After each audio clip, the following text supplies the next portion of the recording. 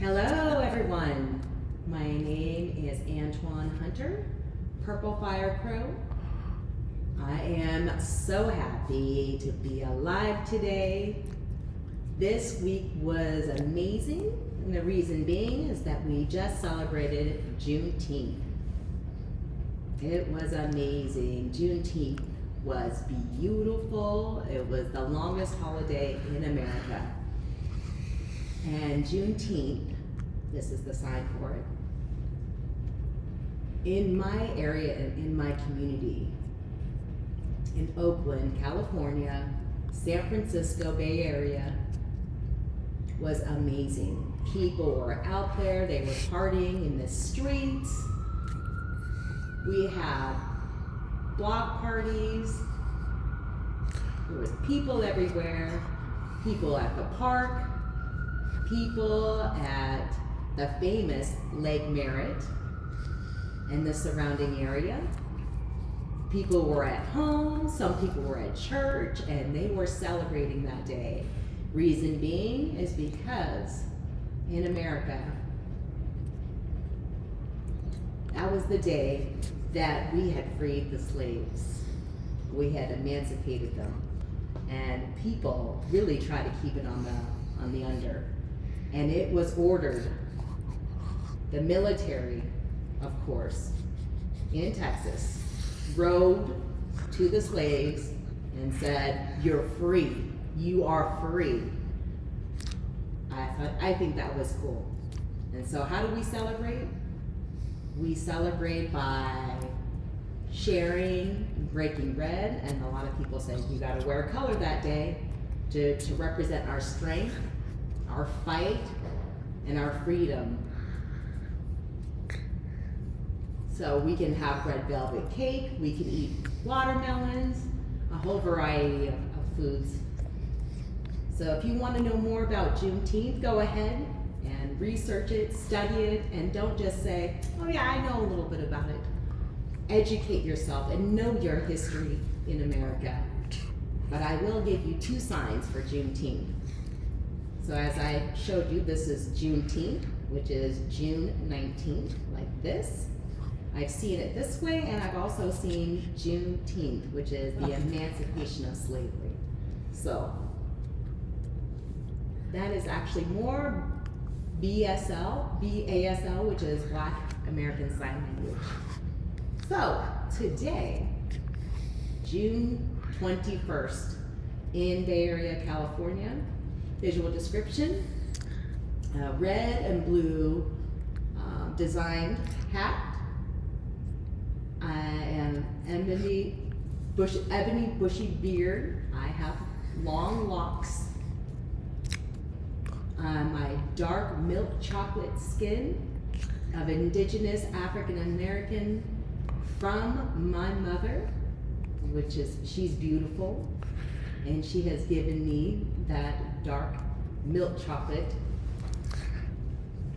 skin, and I'm wearing a black shirt with a yellow print that says #DeafWoke.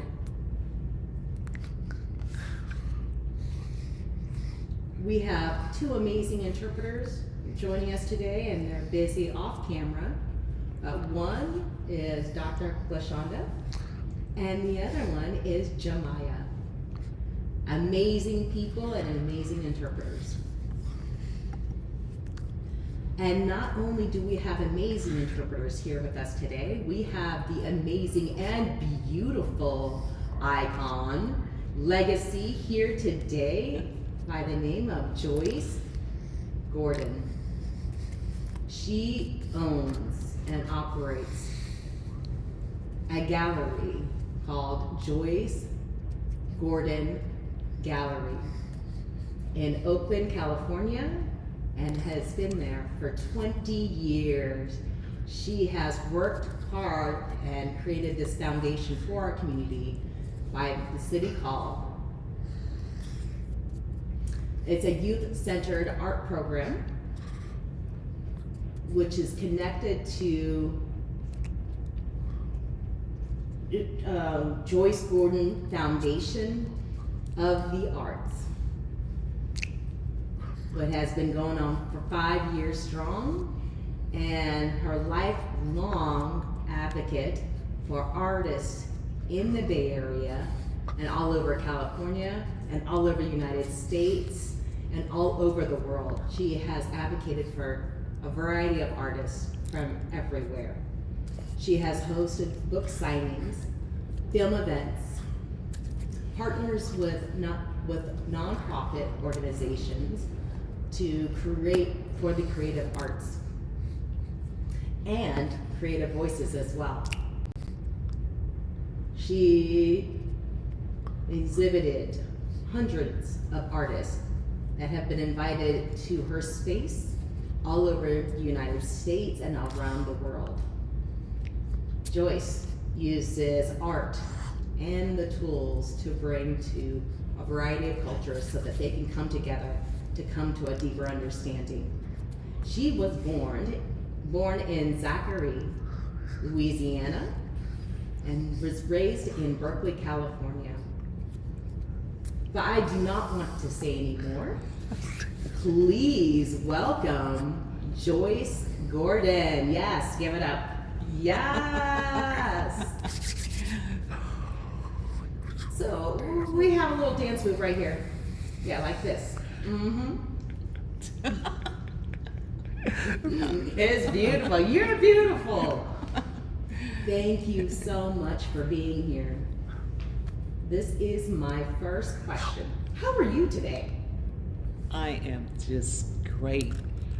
I am really excited to be here. This is just really special.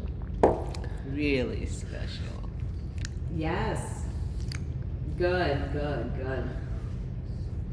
So I was taking a look at your bio, and it says Zachary, Louisiana, and then you moved to Berkeley. So can you tell me a little bit more about growing up and moving here to California? Okay, I grew up in Zachary, Louisiana, which is about 30 minutes outside of Baton Rouge. It's way up in the country. I'm a country girl. And when I was, I think 5, my father came to California, and my uncle, I think it was about 5 or 6 couples that moved to California during the migration when blacks were coming to California, Chicago, different places to get jobs. My father came here. Chicago? And Wow. Yeah, he worked the shipyards. So, and then I don't know how long he was here before he sent for my mother and my mother and my 6 brothers, because I think there were 7 of us when we came here on the train. Wow. And arrived in West Oakland. And then we stayed in an area, I think it's in West Oakland, over the ramp, called Harbor Homes. And I think these were little Yes. Projects like. There was a little school that was like a portable that I can remember. And we must have been right on the water or close to it, because we would run when the ships would come in. And I just remember this smell of tar burning. I don't know what that was, but we were there, I guess, for about 2 or 3 months. No, before we moved there, we were there, and my mother and father at that time had 7 kids. So it was my mother and father and the 7 kids, and my uncle and aunt, and they had 3 kids. We all stayed in this apartment. I don't know, I don't know how we slept. I don't know. It couldn't have been more than 2 or 3 bedrooms. So I think 3 of the kids must have slept with their head that way, and the other slept at the bottom or something like that. But as I think about it over the years, and I was like, wow, how did we do that? Where did we eat? I can't remember any of that. So, and then from there we moved to another project in Albany called Courtney's Village. And I remember my address. It was 1141 9th Street, apartment A, across the street from the rec. So I guess my parents must have drilled that address in, because we would walk to school and we would cross this little creek to get to the school. So that's what I remember. And then we moved, my father got a house. You know, we lived in other parts of Berkeley. Wow. But I was born in a house up in the country, and my father's father, my grandfather, all of his kids lived on this side of the highway, and my grandfather's brother's kids lived on the opposite side of the highway. Wow. They Amazing. still live there. You know, the kid, well, they just moved. They just build a house next to that house, and it falls down. They don't tear it down. They just build a brick. It's just really interesting. Yeah. Keeping that building. And you know what? I wanted to tell you that I used to live in West Oakland. There's a place, what is it called? I remember going to the store, and it was called Acorn Market in that area. There's a McDonald's there, but I heard they shut down that area. I think it's called Planet Fitness, something like that. So one thing that I know that Oakland is trying to maintain and keep strong, it seems that there is a strong love for the Bay Area, Oakland, and I know that you have been a visionary force in the Bay Area in the arts scene, especially for 20 years. What first inspired you to open the Joyce Gordon Gallery? Why did you open it, and why did you keep it going? Well, first of all, I love art. I love being around or in the company of creative people. Yes. So before I opened the gallery, I had hair salons. I worked as a hairstylist, and I worked for a company traveling across the country. We did the major shows in New York, in Chicago, in San Antonio, Texas, even in Okay. What is it? All over. So I would always go to art spaces. And it's not to say that they weren't there, but I didn't see any for artists of color. So when and I did that for about 5 years. I'd opened a hair salon in Berkeley, had a hair salon in Oakland. I published a hairstyling book, and I did that because whenever the women would come to the salon, you know, they'd always pick up a hairstyling book, and there were no hairstyling books showing styles of women of color. So No, there isn't. my husband at the time, I had a husband, he was a photographer. So we converted the hair salon into a studio, and I did all the different hairstyling and haircuts, and he photographed it. And then one of my hair clients was a writer, and so she wrote the the description and how to do the hair, how to get that hairstyle. And then my ex-husband, who happens to be my best friend, we did the book, I love that. and then there was a how-to, and it was in English and Spanish. So we did that, but we didn't know how to promote it. But we ended up with a garage full of books. Okay. So I don't know. How did I get off on that? But that was a part of what I was doing, and we used to do I used to do hair shows and that kind of thing.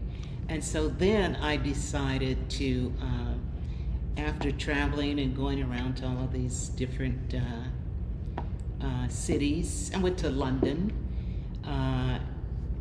to do advanced hair cutting class. And then I went for the show. I decided that I wanted to open a gallery, because I would see galleries and I was like, God, I wonder, how do they do that? And why do they have computers in a gallery? I mean, what do they do with that? Yeah. Mm-hmm. So I just knew that I wanted to create a space, and I wanted a really fine art gallery. I wanted it to be spacious and really beautiful. So I looked around for a space, and I thought I wanted to be in Jack London because I would be close to Yoshi's. And my assumption was that people who had appreciation for jazz, I love jazz, would also have an appreciation for art. But Me too. as it turned out, that didn't work out. And it was really the only area at the time that I had in my mind to open an art space. So my son, and I have a son and a daughter, and they were living in Atlanta.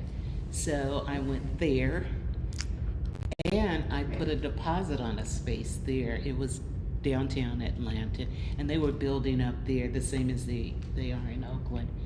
And when I got back, one of my friends worked around the corner and asked me about this.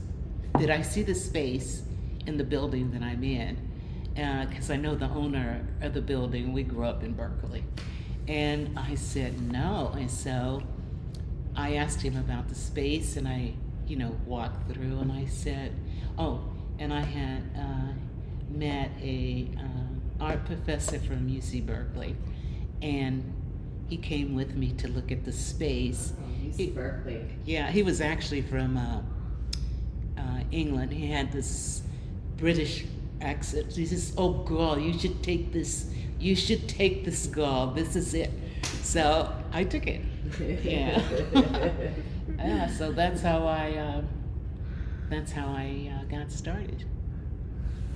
Oh, I have to tell you this part.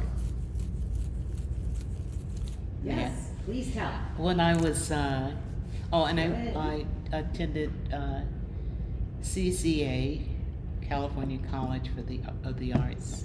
It was on Broadway in Oakland. It's now in they had a campus in San Francisco, but they closed the one in Oakland and expanded on the one in San Francisco. But while I was, then I was at another school for textile design in Berkeley, and I met, I was the only black student, and the two friends were, they were two German girls. So we became like the Three Musketeers. We were together all the time. So one was getting a divorce, and she suggested that we go to Sundance to celebrate. And I said, oh, that would be great. I had no idea what Sundance was, but it sounded great. So, well, as it turned out, her boyfriend, who is now her husband, was Robert Redford. So back to when I had the opening of the gallery, it was, it was really a big deal. Everybody was all excited. And so Jeffrey said, Joyce, do you have your press release? And I said, my press release? He says, yeah, you need your press release. Yeah. And I said, well, what is a press release? I didn't know. And he said, oh, Joyce. And so I told Billy, I said, Jeffrey said I needed a press release. What is he talking about? And she says, oh, Joyce, you don't know? I said, no, I don't know what it's So he had his secretary write my press release. So that was great. Yeah. So that's kind of like how I got started, and a lot of the artists came, and a lot of them, this gallery, Joyce Gordon Gallery, is truly a community space for creatives, because so many artists helped me help them. Because it was really a lot that I did not know. I still don't know a lot. Yes. Hands up to you. Oh, yes. Yeah. I'm just, every sentence, I'm just in awe. What? Really? What? Wow. Because, I grew up in Oakland, California. And I walk on that street and I pass that gallery. And that gallery has inspired me. All the artwork that I've seen through the window. And I was very shy going in. But I would always look at the art through the window. Wow. And I would be inspired. And this is before I would go to dance classes. The place was called Alice Art Center. And now it's called, I think it's the Malanga Art Center. Yeah. But yeah, I used to walk by there. I'd look at the art, and then I get to dance class, and I'm always inspired before I start my dance class. So does that mean that the one in Oakland has always been there, or have you moved locations? The one in Oakland on 14th Street is my first and only gallery. I had never owned a gallery or art space before. I had hair salons, which is creative, but not a gallery. And I think I know that it was the perfect spot, the perfect space, because I'm right kind of in the middle of downtown, and all kinds of people pass there. And there's so many young people that pass there that had not been in a gallery before. That's true, yes. And then there are a lot of, little kids, when they would pass and see the artwork, and they would pull their parents in, they'd say, art! And they'd pull them in. So, I've had young men come in and say, what is this? Is this a gallery? So yeah, this is a gallery. you know? Yeah. And Yeah. it's been a learning experience for me, because I can see how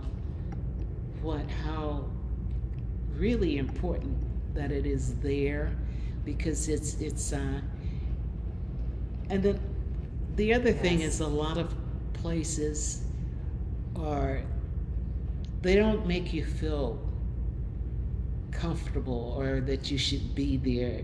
Yes. They think that, Yes. and I don't know why, they think that a gallery is for certain people in a certain income or whatever. And they just have it all Yes. wrong. When people I agree. would come in, I agree with that. I feel like I have to ask this question as a Black woman,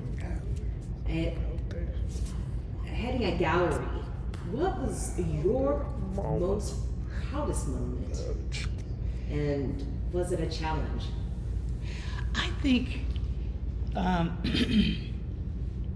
I've had lots of proud moments, but I think one of the artists he still is a professor, Brian Keith Thomas, at College of Arts and Crafts, and he would bring his students there, and I'm really shy. And I would be in my office upstairs, and he says, "Oh no, you're gonna come down here. They need to see that this is a Black woman." I was like, "Oh my God!" So, and then, and I'm like having Southern roots. I'm a hugger. I didn't get my hug today from you. I didn't get my hug today, but I will get my hug. Yes. So when people would come in, I would give them a hug.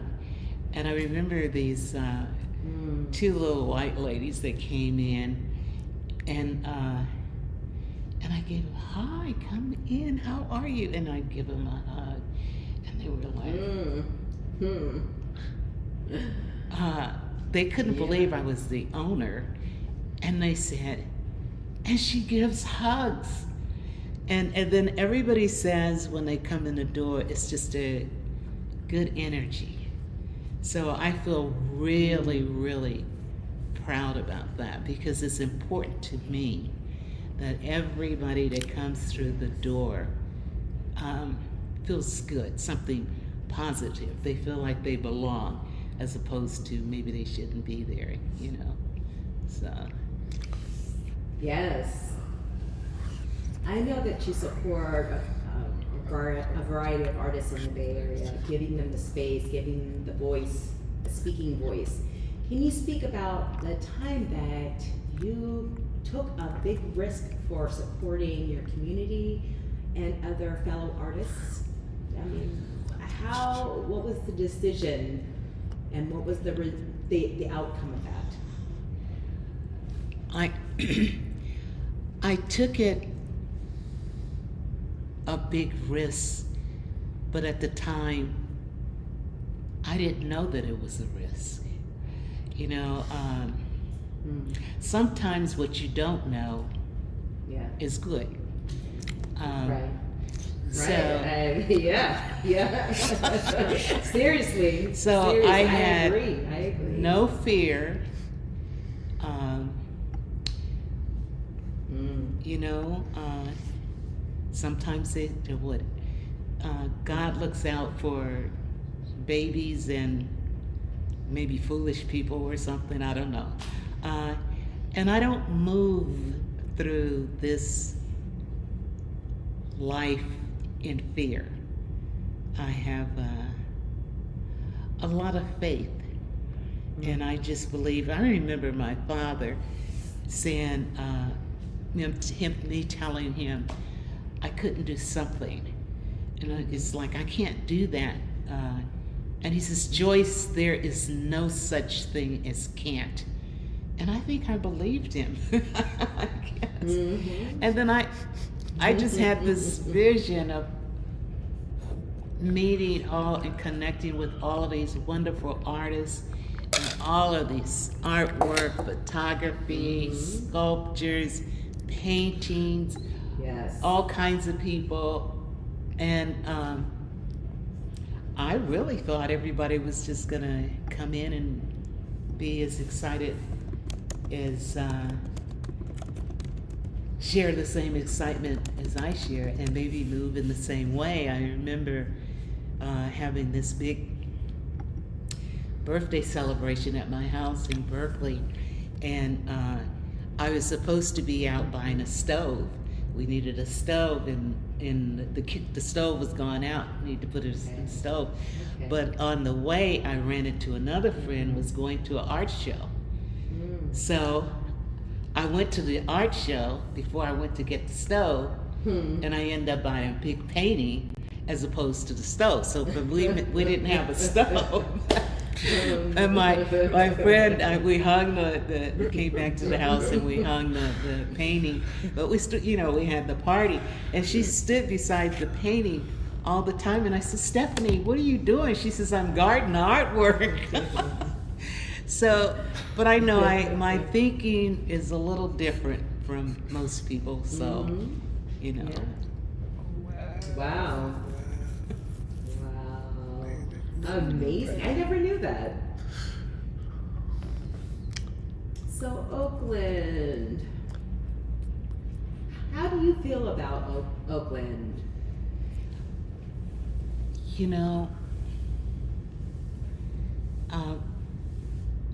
People ask me that. Someone asked me to speak in front of a group, and I said, I can't. And she said, well, Joyce, just tell them why you love Oakland or how much you love Oakland. And I said, who said I loved Oakland? Sometimes I can be too, I'm just different. I love people, and I love being around people, my people. I love people of color. I love Black people, from the ones that are up here to the ones that are down here. All of them I love, and I just really like I don't know, I'm just right in the midst of all of these people. There are a lot of unsheltered people that pass by, and a lot of them,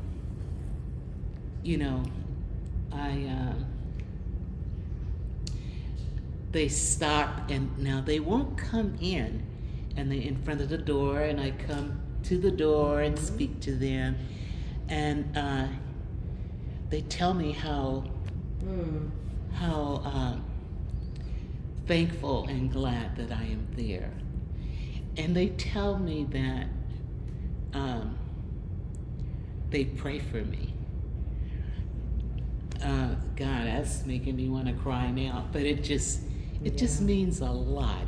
It means a lot that just me being there can bring them some joy or something to feel good about. So Yes. I'm just where I'm supposed to be. I know. Yeah, that's it. Well, when I travel to different places all over the world.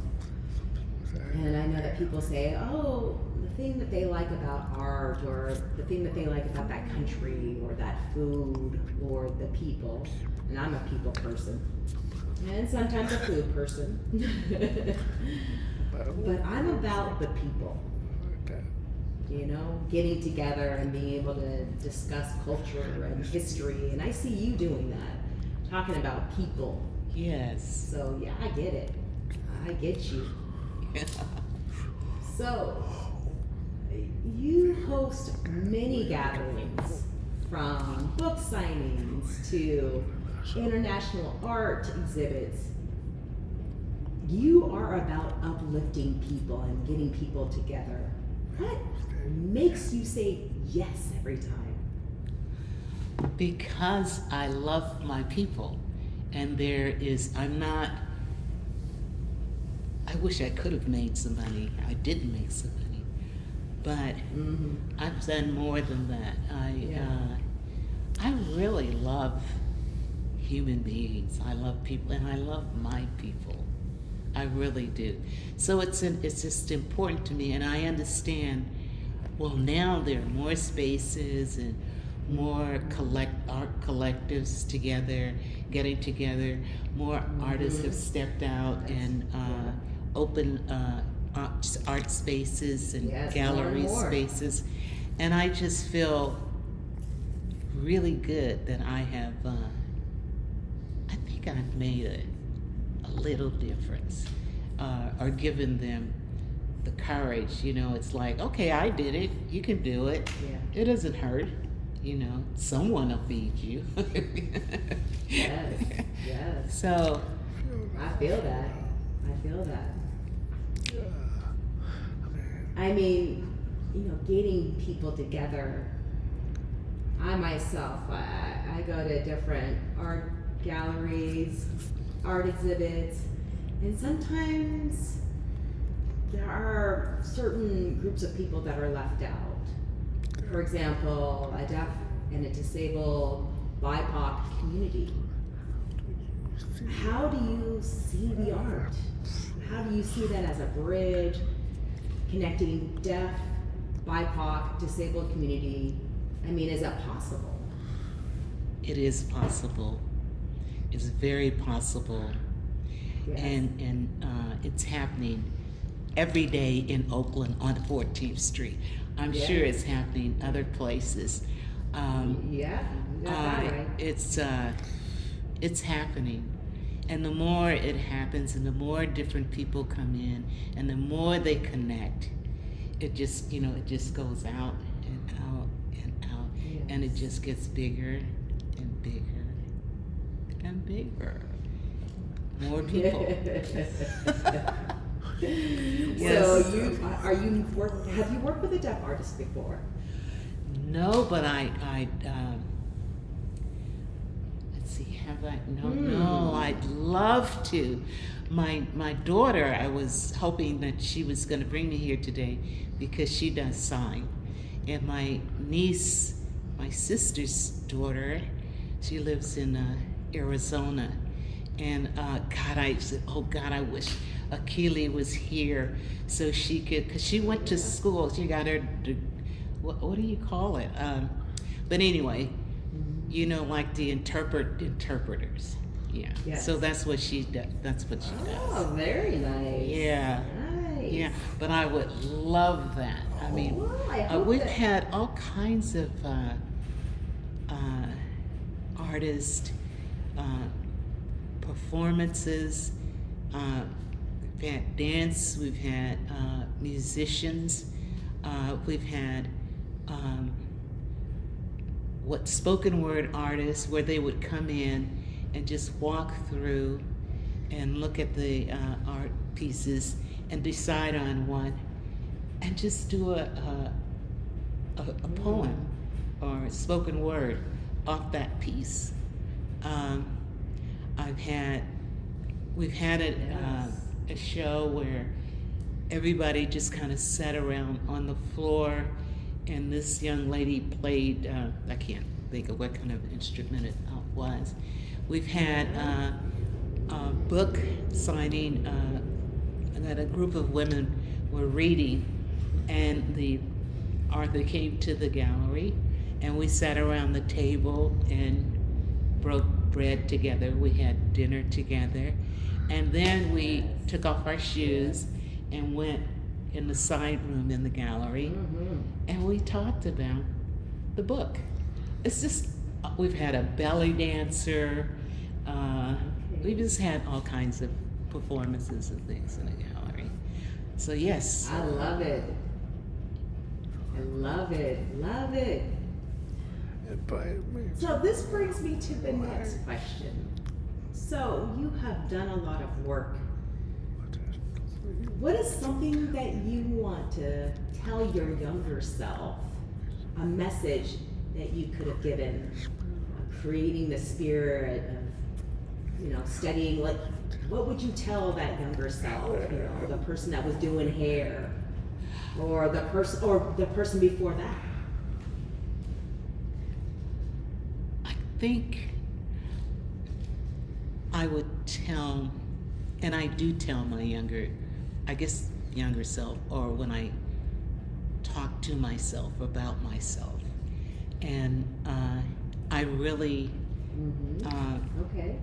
wish at times that I had gone and finished college. That's what I tell myself, because I feel that I know a lot, but I feel that I would be able to express myself even better. I really do. I think that, because there's a lot in, a lot inside, I just don't know how to bring it out.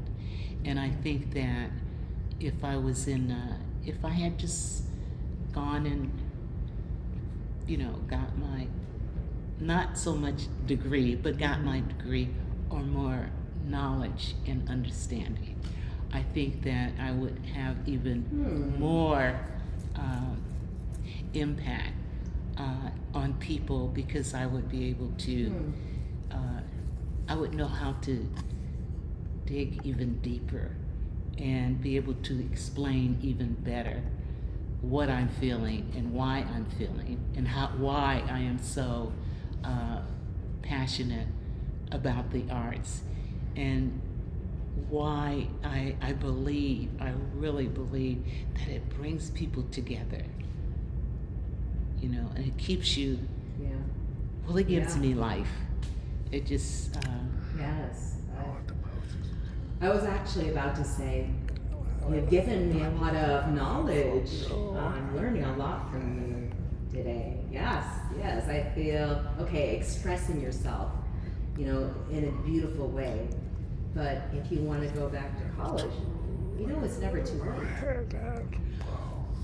You can take classes online or in person. There's Laney College right there. it's not going to work, Antoine. I did. What?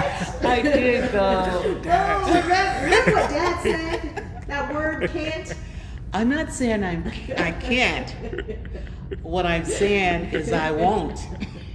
And the reason that I won't. Okay, won't. Okay, better choice of words. Okay. Okay. I'm just being. Maybe the college to the gallery. Maybe there's different ways of learning. I mean, there's hands-on learning. That kind of education. I like that. Is there any person that you admire and you look up to? Oh, there's several people. I mean, you can name a few if you'd like. Oh, I have to think. It's so many, but I am getting an education every day that I am there in that space. People are sharing with me every day. I will be 80 next year, and I know that What? you're never too old to learn. Yeah. And True. I'm open to learning, which is why I am here. I have taught more today here than all of if I could go back and play some of the interviews that I've had before. This has been something about being here and next to Antoine. Yeah. It's just given me Aww. lots of courage. Yeah. And to just, I have never talked this much. I don't know, I Really? can't explain Aw. it. Because Oh no, I can't talk. I can't. But So beautiful. he's so beautiful. Mm. And I don't know. It's just This has been amazing for me. I'm just really comfortable. I'm just really relaxed Yeah. that I can just Good. speak my truth. Just be genuinely who I am, and it's okay. Mm. Yes. For me, you are one of the people in our community that we look up to. You know, thank you for a job well done. You know, I can name actually who has done so much for our community. So thank you for getting people together. Let me try. That actually brings me to an idea. We're going to go to a game show. It's called #DeafWoke. Name these people. We ready? Yes. I feel so touched that I'm learning so much from you today. So this game, you can actually name these people, and if you're not able to figure out the full name, you can say, oh, you know, maybe something, mention something that you've seen them in. I will actually post something, and possibly an image. I'm not going to give you lots of information, but they're going to be good information. So I'm going to give you almost everything, okay? Are we ready? Yes? Are we ready? Yes? Okay. Okay, so she is a deaf native of Washington, D.C., is an American best-selling writer of her first novel, Sisters and Lovers, which sold close to 500,000 copies. This person released a new novel called Chloe, a novel of secrets and lies. Who could this person be? So I'm going to show you a picture, give you a hint. Who do you think it is? I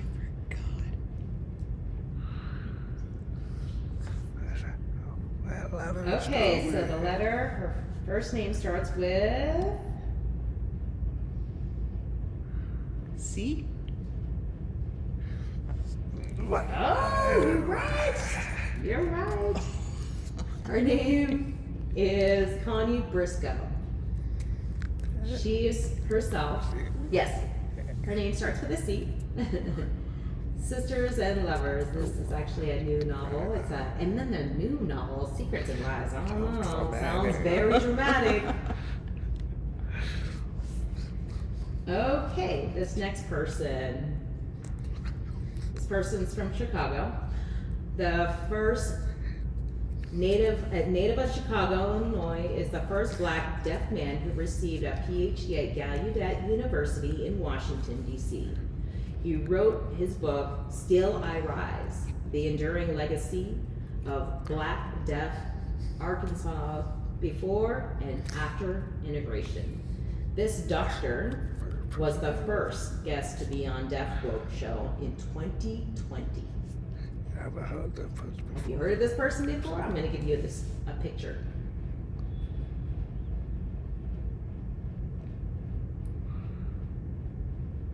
No?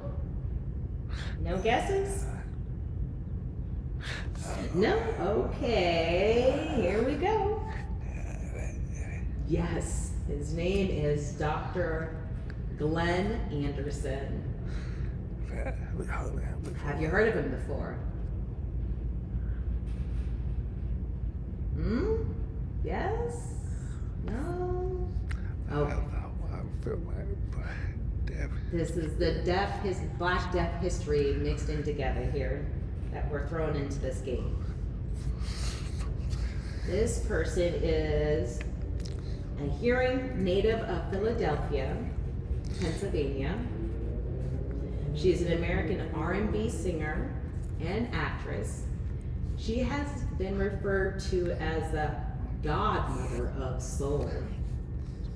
This person began her career in the early 1960s as a lead singer and frontwoman of a vocal group in Her Name and Bluebells. Patti LaBelle.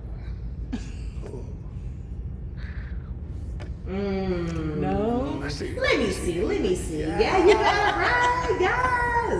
Yes. Patti LaBelle. Mm-hmm. Yeah. Her voice. Amazing. Okay. Hearing native of San Francisco, California, is an American actor, producer, political activist. He acted in several movies, especially in The Color Purple. He received many recognition awards, including the NAACP President's Award. He said, "Damn, my egg woman." That was a line from the movie. Do you know who this person is? Danny Glover, of course. Oh, you're right. Yes, Danny Glover. Love him. I haven't met him yet. Have you met him? Oh yes, he's been to the gallery several times. He's a wonderful, Love it. person. Nice guy. Yes. I heard he's a wonderful person. Haven't met him yet. Yeah. Next person is a deaf native of West Africa and Nigeria. She is a visual artist, graphic designer, and illustrator. Her website, Sciencescape, selected as first place in 2024 Bison Tank competition at Gallaudet University. This person is one of 4 recipients to receive $1,000 BIPOC Deaf Arts Grant from Deaf Spotlight. Who is this person? You know what that is.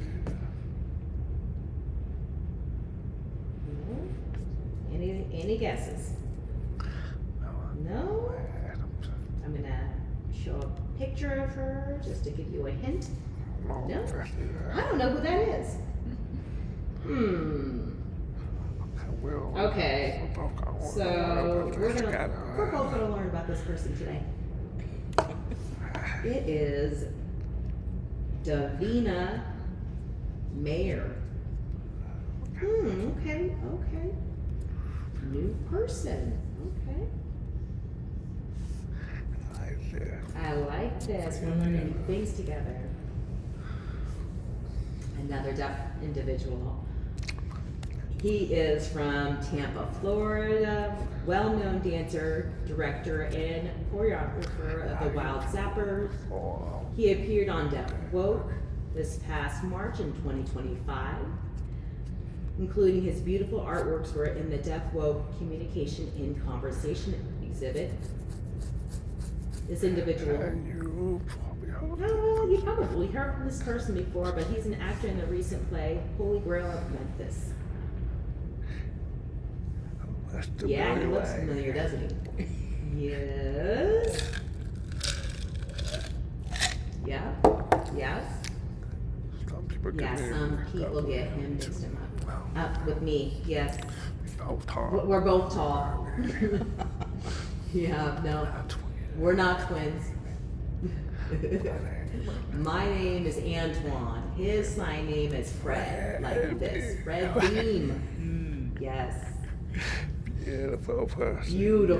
Beautiful person. Yes. Okay. What's really interesting is that he's hard of hearing. He's from New York. This is more about a group. if you came here last year to the International Dance Festival, they performed there. So 2024. So instead of the name of a person, can you give me the list of performers? Like Opal Gordon. Are they related? Let me see. Are they related? Let's see. Gordon. No, not related to Joyce Gordon. No. So Opal Gordon, Liz Rodriguez, John Greer, and there's Gregory Watkins.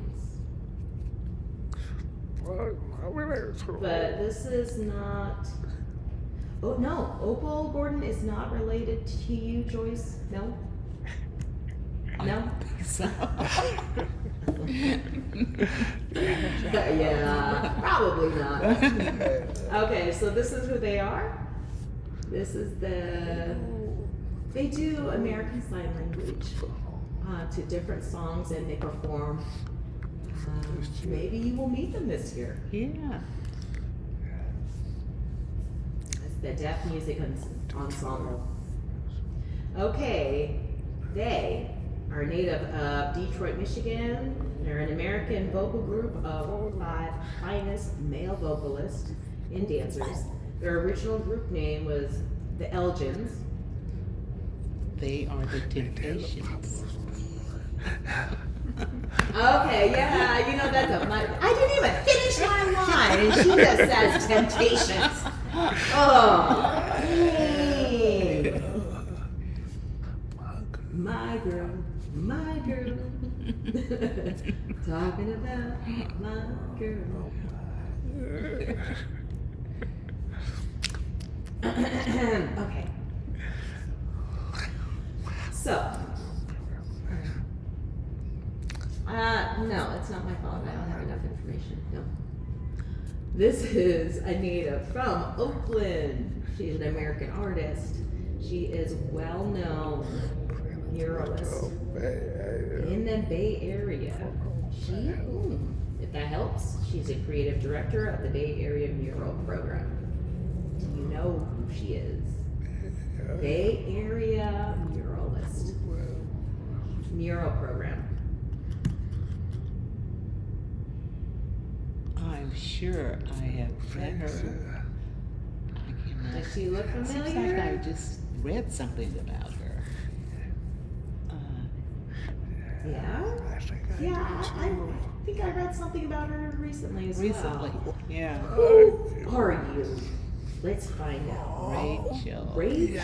Yes, I know who she is. Rachel Wolf Goldsmith. Yes. I want to see more of her work. She is hearing. She's from San Francisco Bay Area. Visual artist and cultural storyteller. His work focuses on Black identity, resilience, and the African diaspora. He has appeared on the Deaf Woke show in this past March, including his amazing painting and Deaf Woke and communication and conversation exhibit. He's a famous muralist as well. He does African murals, and he has long locks. Malik. Is that right? You know what? You're right. Man, I'm just shocked. I don't even have to say anything. You just finished what I was saying. Wow, you are amazing. Malik Senefru. Yeah, I don't know if you're familiar with them. Yes? Yes. Can you tell me a little bit more about his work?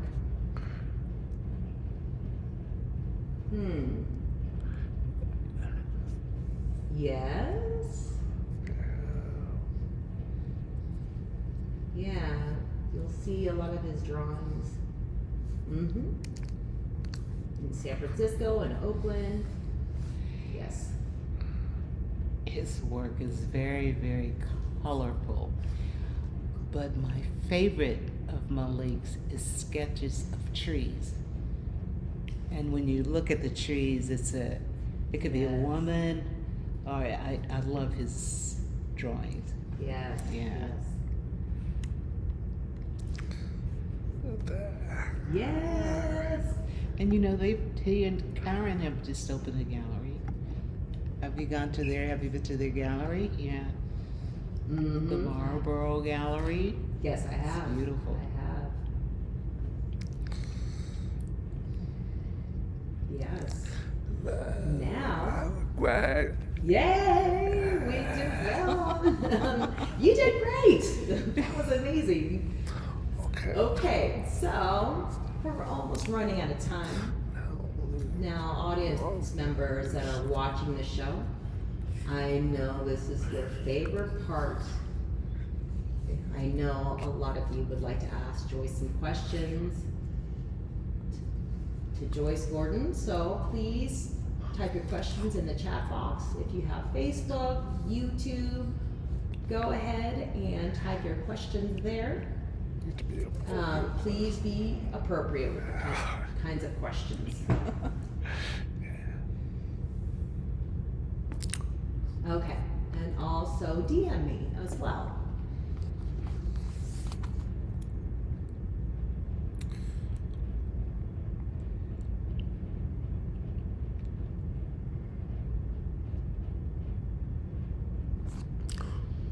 Okay, so who is your favorite artist? My favorite artist is the painter, the sculptor, the photographer, the dancer, the storyteller.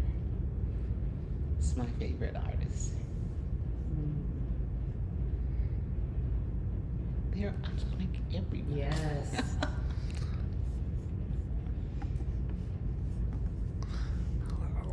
Hello, beautiful Joyce.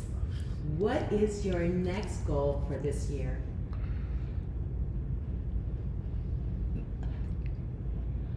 My next goal for this year, to do a little traveling.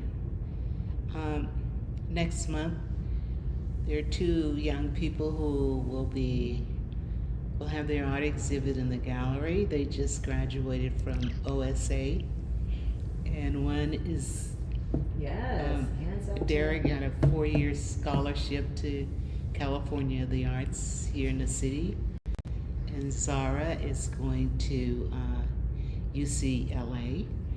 And their plan is Zara is going to open a gallery and represent Derek.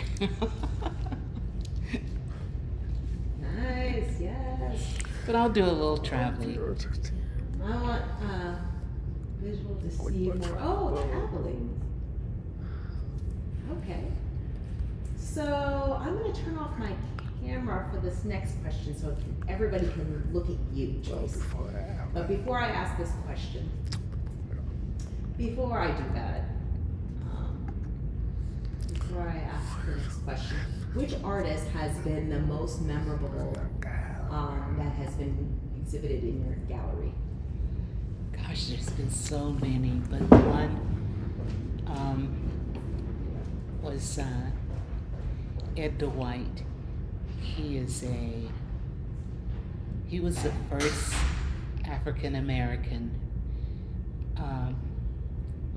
astronaut trainee. He didn't actually go into space, but he was the first to be trained during the Kennedy administration time. And his exhibit was the 3rd year. I think that was around the 3rd year I had been at the gallery, and my brother and I saw his card at a gallery in New Orleans, and I picked it up, and it had, the address Denver. So I called my brother in Denver and asked him if he knew him, because I really wanted to show his work. And he called him, and then he says, my sister opened a gallery. She doesn't know what she's doing. Can you go give her some help? But anyway, his sculptures. They were all bronze, and there were big ones we put in the window of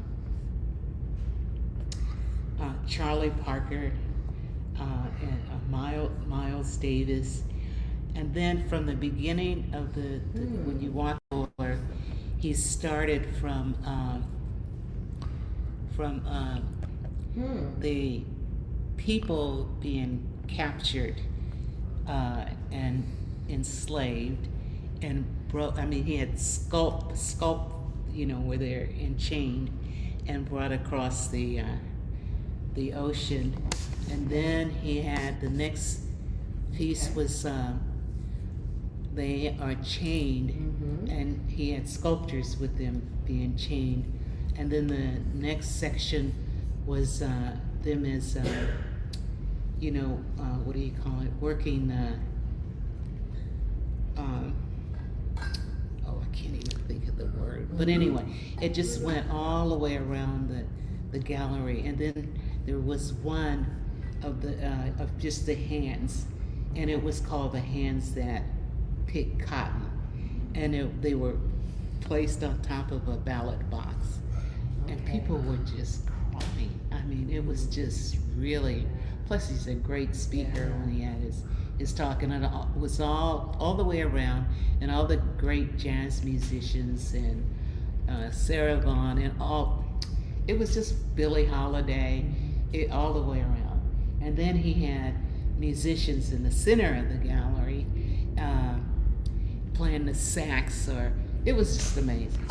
That was just, there's one more, and that was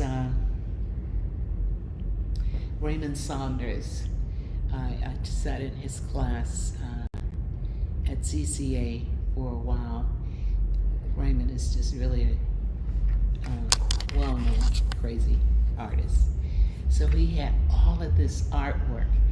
And I said, well, Raymond, it's not on the wall. You're not gonna. And he says, no, Joyce, nothing's gonna hang on the wall. We're just gonna lay it up to the wall and on the floor. And I said, on the floor? Well, how are people gonna get around? He says, well, they'll just stand in line outside. I said, Raymond, no one's gonna stand in line. But the people stood in line outside, and they would come into the gallery. But I thought, wow, he's a genius.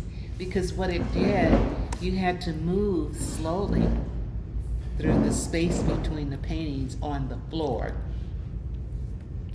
which you would really look at. You had time to really look at it, because oftentimes people come through and they just walk through, and they don't really see the work. But I mean, this was probably the longest opening I've ever had, because people wanted to come in and see the way they had all of this work on the floor and the walls. And his gallerist in San Francisco, he had been with that gallery about 30 or 40 years. And they came to the gallery, and she said, Joyce, I have worked with Raymond for over 30 years. I have never seen this much of his work. And she said, weren't you nervous? And I said, well, no, because I left when he told me what he was gonna do, and I just told him, and Rodney had the key to the gallery and just called me when it was time to come and see, because I didn't know what was gonna happen. But that was really, really something. So, but then there's been so many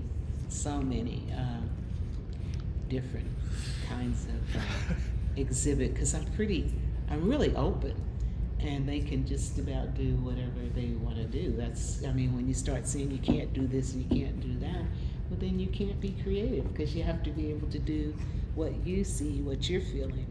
And so we've had a lot of different things, from the ceiling to what do you call it, the trapeze, when they swing from one and catch the other, and then they go to the next one.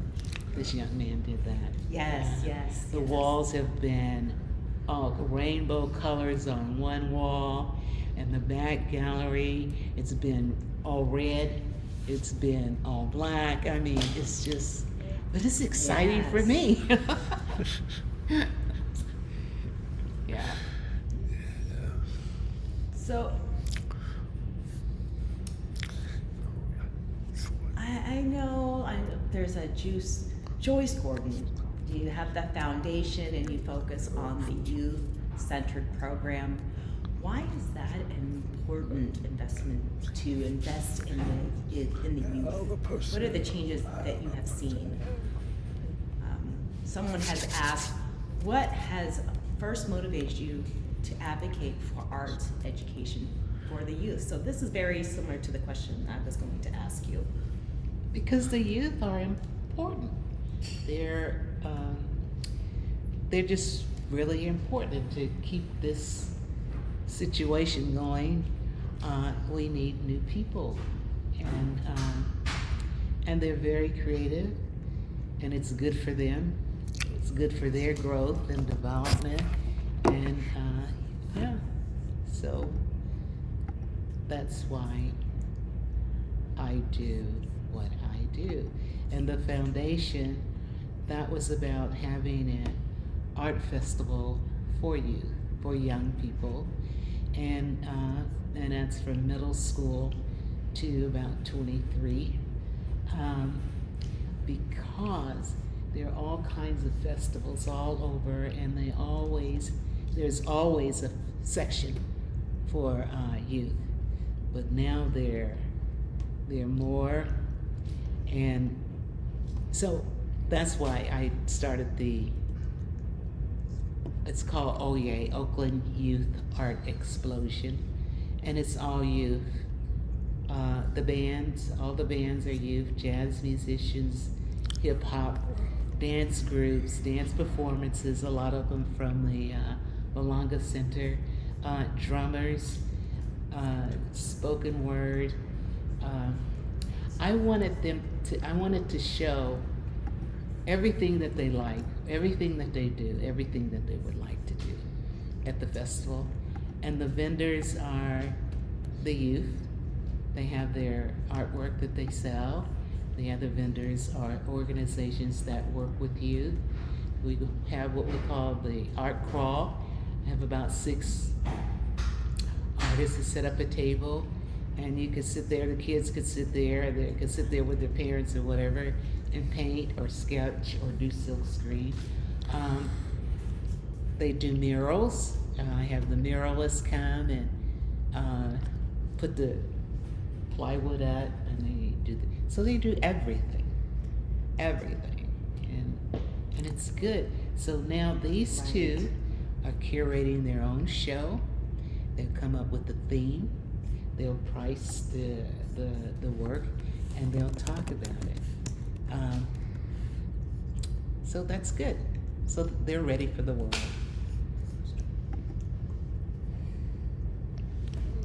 Cool. Very cool. So that's amazing. That is amazing. So I hope you've enjoyed yourself. I'm seeing a lot more questions coming in, but we cannot continue. Joyce Gordon can't be here forever. We gotta let her go. We gotta eat. We gotta use the restroom. Yeah. So now, Joyce Gordon, your final burning things that you'd like to share with the audience members. Is there anything burning that you'd like to share with us? I would like to share on July 18th is the opening of well, actually there'll be 4 youth. And I would just like everyone to come out and support them. Give them a good send-off for college, for the next level. But that's going to be July 18th this year. Fabulous. Hands up for Joyce Gordon. I just want to say thank you so much for coming here today and doing this with us. This was so inspiring. I've learned so many things, things that I never knew about Atlanta and here and Oakland and the Bay Area. So, I mean, it's my home. Oakland is my home. And you have made it even more important. So thank you so much for being here today. Hashtag definitely. Thank you for having me. This has been a learning experience for me, and it's just been Yeah, okay. wonderful. And thank you. You've helped me grow up a little bit Thank more you. today. Thank you. I don't know if I did all that. I think we grew together. All right. All right. Give a wave for And we'll the give a wave to the audience, Joyce. All right. Okay. Wow, that was Joyce Gordon. She is amazing, as you've seen, and you've learned so much today. How she started and moved here to the Bay Area, and her experiences throughout her life, and also being able to touch other people's lives. She has done hair and saw that there was other opportunities to get people together. Wow, just a different way to connect with the community, a different way to understand your community and your people. So many different ways. So, do you need to be a public speaker? No. No. I mean, even though she was a wonderful speaker, but she used the gallery to get people together. So the gallery can speak for us. So creating programs for the youth, creating a place for them to be able to express themselves. It could be international with hair, and bringing that into the Bay Area, bringing Bay Area artists into her space, but also supporting Black artists. A little small secret I have. Joyce Gordon and I sat together and we talked about next year possibly doing something in the gallery in 2026. So you guys are actually the first to know. Hush hush, the word's out. So I just wanted to say thank you. Thank you so much for being here, and to also follow Joyce Gordon. Her website is www.joycegordon, that's GORDON.gallery.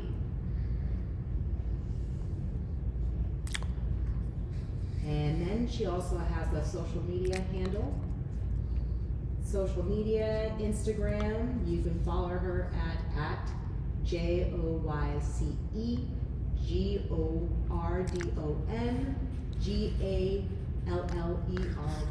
Gallery. So it doesn't stop here. No. Go and visit her website, check out her social media. Thank you, Joyce Gordon. Thank you, interpreters. Thank you for this intersection of art. Where we are here in San Francisco. Thank you, artists. Thank you, BP Borealis Disability Foundation. We want to say thank you to Urban Jazz Dance Company, the staff who has helped us out a lot in this space. And of course you, viewers that are watching, thank you. And I don't want to just say audience members. No, it's you. You are out there viewing this program. So thank you.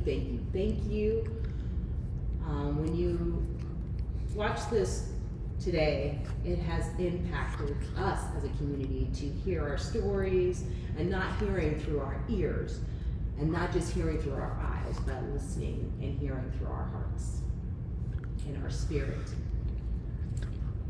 Doing something different, not understanding through words, but being able to understand through our hearts, through empathy.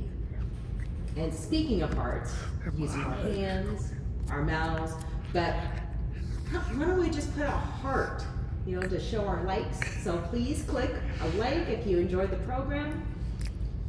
And if you'd like to donate to #DeafWoke, and you would like to see our program going, go to our website, therealurbanjazzdance.com. Go there, and I'll see you all. I see everybody in the chat. Yeah, I feel you. Yeah, I enjoyed myself as well. Yes. But please don't keep this to yourself. Share this with everyone you know so that a lot of people out there can learn what you learned today. Joyce Gordon really is an inspiration to not only to me, but everyone in the Bay Area. And she is the part of the reason why I'm so inspired. And I'm inspired to have all of you here today. And I hope that you join us next time and be involved in our project. Stay tuned for the next #DeafWoke. Peace, love, and I'm out. Where's my music? I need my music. Come on, let's go.